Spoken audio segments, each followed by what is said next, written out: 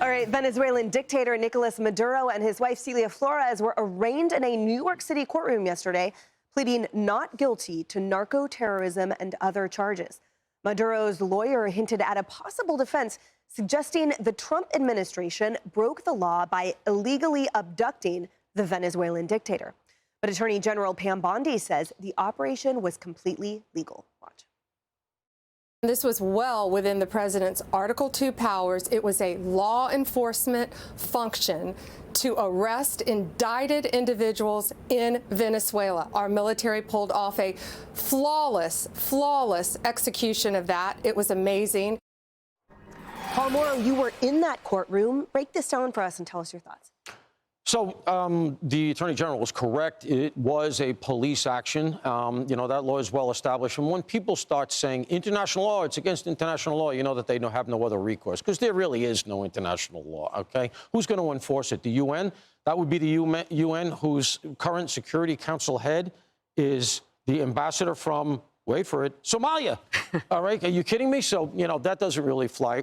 Pollock's just doing his job. That said, he's going to do everything he can to throw as much sand into the gears as possible. All I would say is this, and I think this is an accurate way to think about it.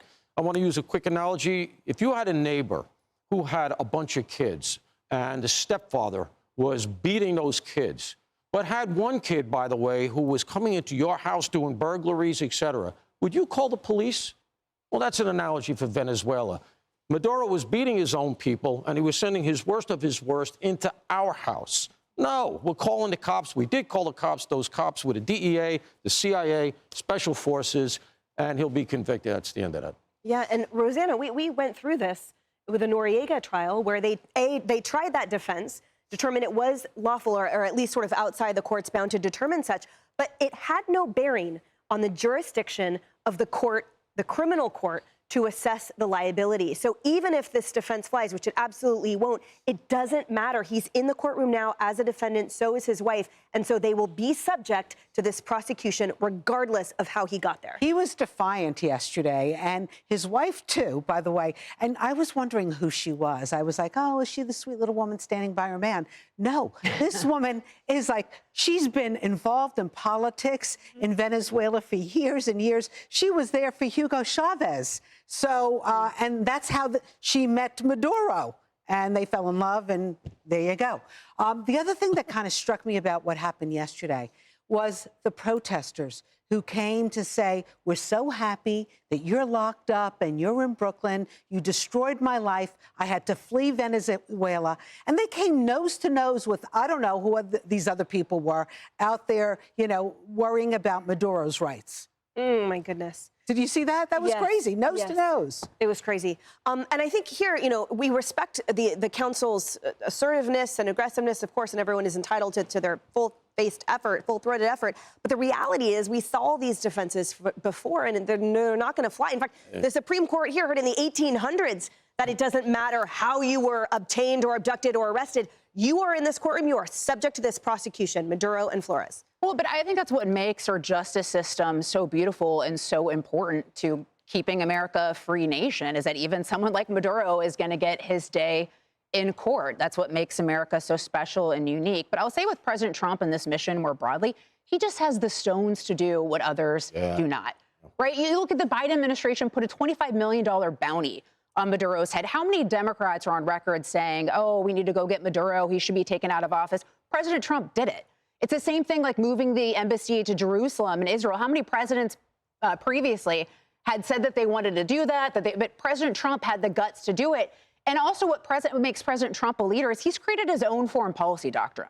And I would call it surgical interventionist, because you go back to when he first took office in 2017, he did those strikes in Syria, the mother of all bombs, used a drone to take out Qasem Soleimani. Then you have these bunker-busting bombs against Iran.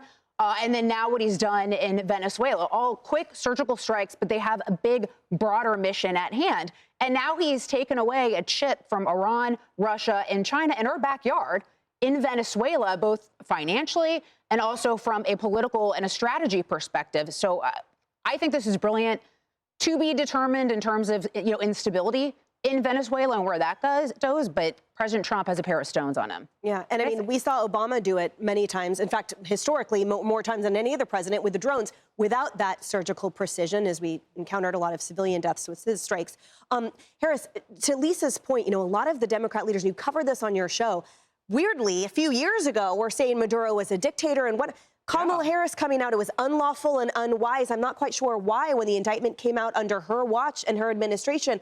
As top lawyer and prosecutor of California, you would think she would appreciate us arresting him. Well, Democrats are upset in Trump's term because he is the one, it was his DOJ that pushed the indictment, actually. They were upset.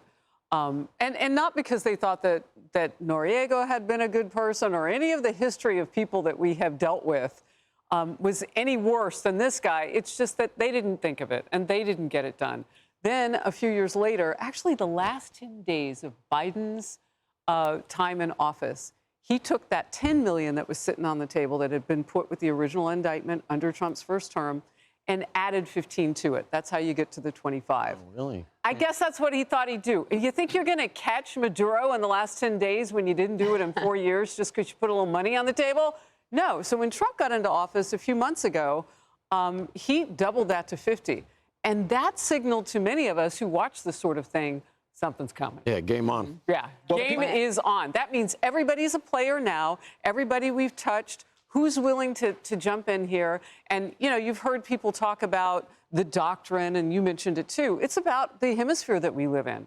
And no one has the right to have pals with, you know, be pals with Russia and China and do all of that, commit crimes, kill Americans through drug fare, and at the same time take up space in our hemisphere. So what did we do? We parked basically an armada on their shores and took care of business. Yeah, yeah. And people forget, this could have gone bad. You know, to your point, Lisa, Amen. you know, that took guts. We take it for granted. We're America. We're always going to get it done. But it These didn't. things are never guaranteed. That's right. But our military is rock solid, right? That's right, unequivocally. Hey, Sean Hannity here. Hey, click here to subscribe to Fox News YouTube page and catch our hottest interviews and most compelling analysis. You will not get it anywhere else.